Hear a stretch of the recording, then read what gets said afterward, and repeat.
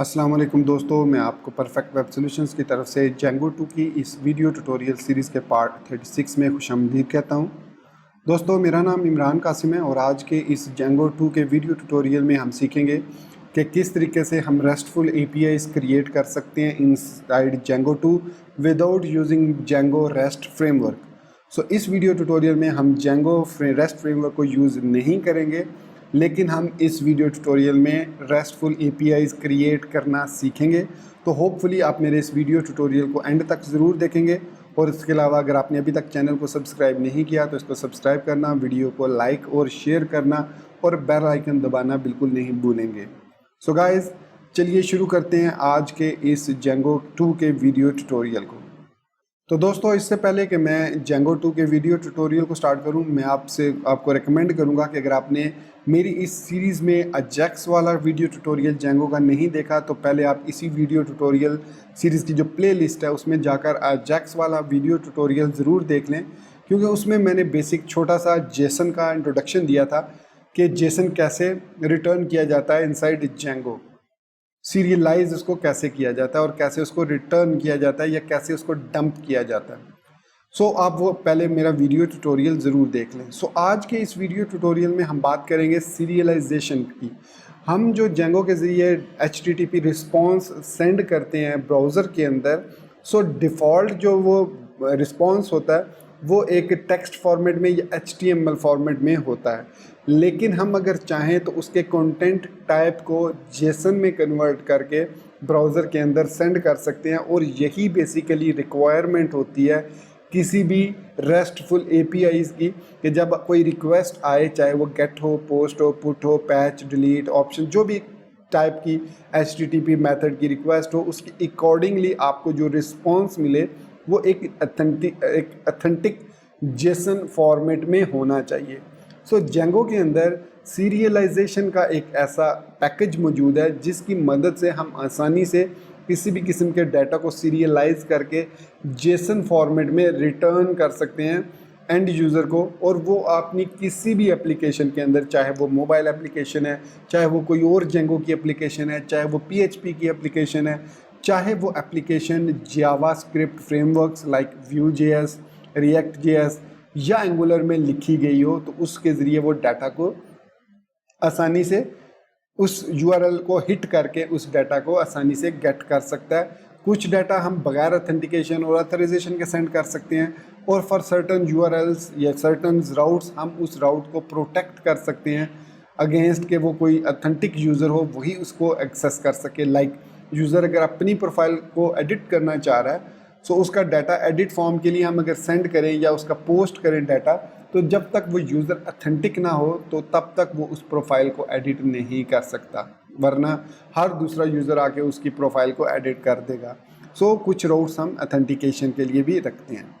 So basically API होती क्या है, थोड़ा सा मैं इंट्रोडक्शन दे दूंगा यहाँ पर। इसके अलावा मैं ये भी बता दूं कि मैंने इस पर कंप्लीट एक ट्यूटोरियल एपीआईज़ पर एक प्रेजेंटेशन तैयार किया और उसका ट्यूटोरियल, उसकी वीडियो चैनल पर मौजूद है।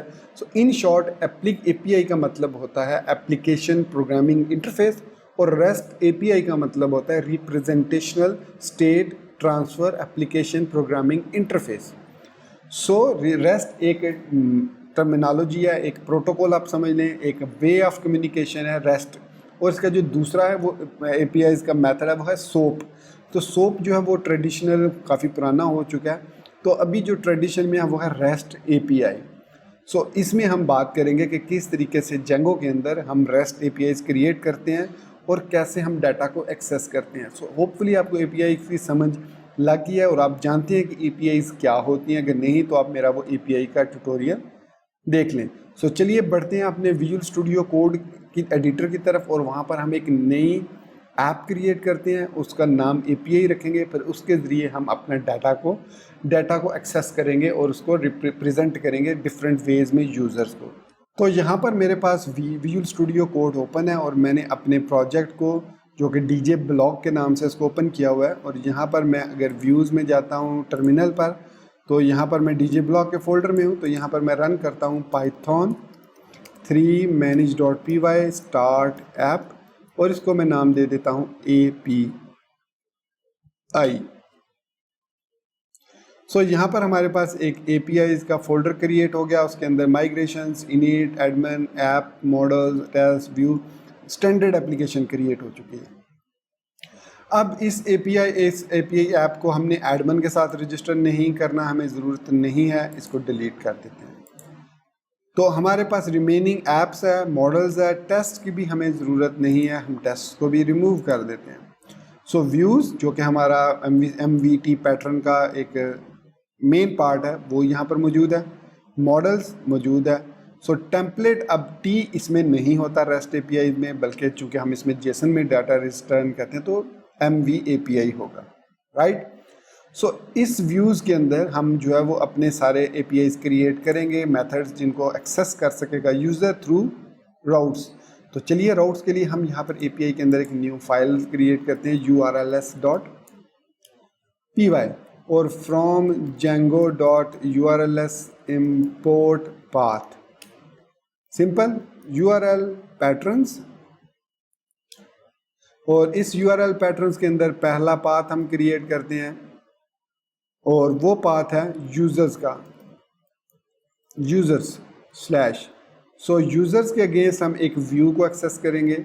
सो वो व्यू हम क्रिएट करेंगे व्यूज़ के अंदर। तो यहाँ पर हम लिखते हैं डेफ यूज़र्स रिक्वेस्ट कॉलन, और अब ये हमारे पास जो यूज़र्स का मेथड है, इस मेथड के अंदर हम फिलहाल मैं पास लिख देता हूँ। और URLs के अंदर यहाँ पर जो हमारी URLs है इसके अंदर from dot views import users, अगर ऐसे भी कर सकते हैं, या फिर आप इस तरीके से भी डॉट इंपोर्ट व्यूज़ कर सकते हैं ताकि इसी फोल्डर के अंदर से वो व्यूज़ को इंपोर्ट कर ले और फिर हम यहाँ पर व्यूज़ डॉट यूज़र्स को कॉल कर सकें और फिर नेम इसको दे देते हैं इज इक्वल टू यूज़र्स। सो ये हमारा फर्स्ट राउट क्रिएट हो गया। अब इस ऐप को रजिस्टर करना है तो DJ ब्लॉग में आएंगे, सेटिंग्स में आएंगे और यहाँ पर मैं लिख देता हूँ API folder name dot apps dot py file dot API config। आप सिंपल API भी लिख सकते हैं, जैसे यहाँ पर सिंपल TinyMC लिखा तो सिंपल API लिख देंगे तो भी वो काम करेगा। सो हमने अपनी ऐप को रजिस्टर कर लिया, जो API है उसको सक्सेसफुली अपनी ऐप्स के साथ रजिस्टर कर लिया। अब नेक्स्ट स्टेप में हम व्यूज़ के अंदर सीरियलाइजेशन करेंगे। तो Django हमें प्रोवाइड करता है from Django dot core dot, बल्कि इंपोर्ट करेंगे सीरियलाइजर्स को, ठीक है। सो ये आप यहाँ पर डॉट सीरियलाइजर से आप इंपोर्ट कर सकते हैं सीरियलाइज, जो डायरेक्ट इस तरीके से भी आप इंपोर्ट कर सकते हैं।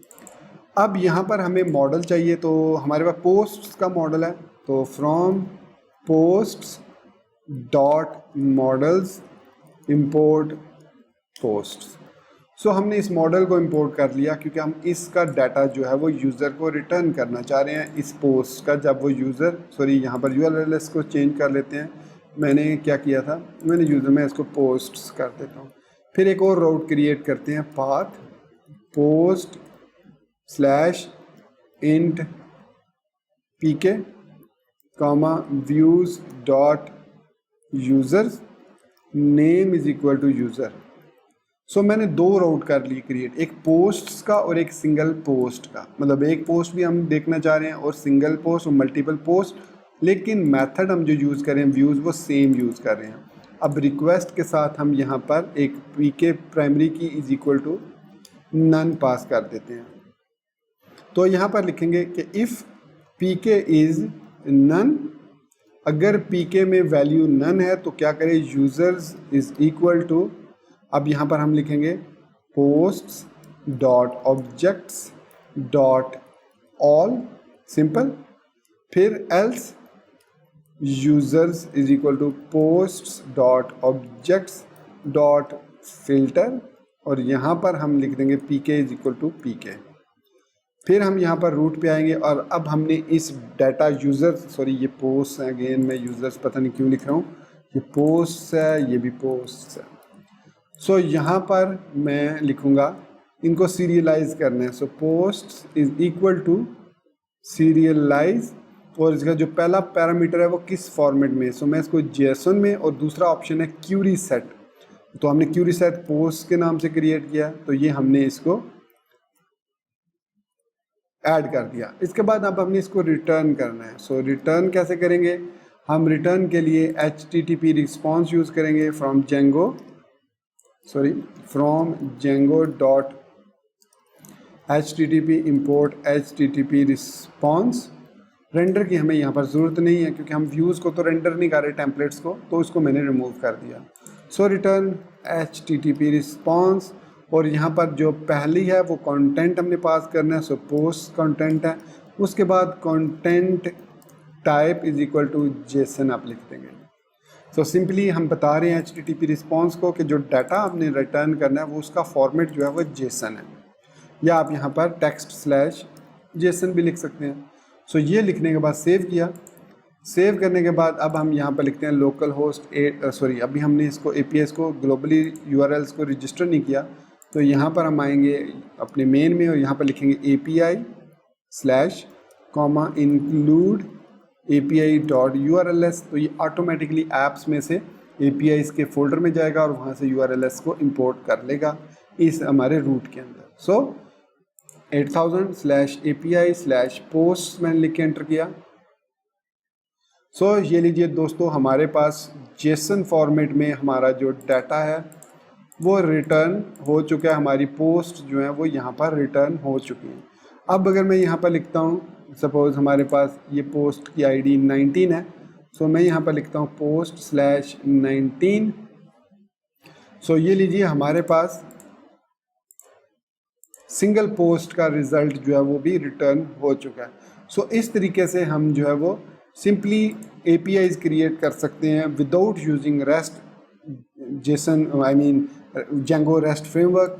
सिंपली हम यहाँ पर रिटर्न कर रहे हैं। अब ये जो डाटा हम रिटर्न कर रहे हैं या फेच कर रहे हैं, इसमें हम चेक भी लगा सकते हैं कि यूज़र जो है वो अथेंटिकेटेड है या नहीं है। तो उसके लिए डिफरेंट अथेंटिकेशंस पैटर्न्स हैं, लाइक JWT को यूज़ कर सकते हैं हम। और इसके अलावा हम यहाँ पर जेसन में डाटा जब आएगा तो उसके हेडर्स में हम चेक कर सकते हैं कि क्या उसके हेडर में प्रॉपर अथेंटिकेशन की अवेलेबल है और वो की against that particular user valid है या नहीं है। उसकी की डेफिनेटली यूज़र हिफाजत खुद करेगा, जैसे वो अपने यूज़र नेम और पासवर्ड की हिफाजत करता है नॉर्मल वेब ऐप में। सो दोस्तों, ये था सिंपल तरीका how to create RESTful APIs in Django 2। Hopefully आपको इसमें काफ़ी कुछ सीखने को मिला होगा। सो नेक्स्ट वीडियो ट्यूटोरियल में हम देखेंगे कि किस तरीके से हम इस डाटा को कस्टमाइज़ कर सकते हैं जो जेंगो हमें जेसन के थ्रू रिटर्न करता है। लाइक इसमें अगर आप देखें तो इसमें काफ़ी सारे कॉलम्स हमें नज़र आ रहे हैं। सो इसमें से सर्टन कॉलम्स अगर हम हाइड करना चाहें तो वो कैसे करते हैं, वो नेक्स्ट वीडियो ट्यूटोरियल में हम देखेंगे। सो दोस्तों, ये था हमारा आज का वीडियो ट्यूटोरियल जिसमें हमने गेट रिक्वेस्ट को देखा, किस तरीके से हम गेट रिक्वेस्ट को सेंड कर सकते हैं इनसाइड जेंगो और रेस्टफुल API क्रिएट कर सकते हैं। नेक्स्ट वीडियो ट्यूटोरियल में मिलते हैं, उसमें हम पोस्ट रिक्वेस्ट को भी देखेंगे और गेट रिक्वेस्ट को कस्टमाइज़ करना भी सीखेंगे। सो मिलते हैं नेक्स्ट वीडियो ट्यूटोरियल में। टिल देन चैनल को सब्सक्राइब करना, वीडियो को लाइक और शेयर करना और बेल आइकन दबाना बिल्कुल मत भूलिएगा। So guys, thank you very much for being with me till the end. Take care, goodbye and अल्लाह हाफिज़।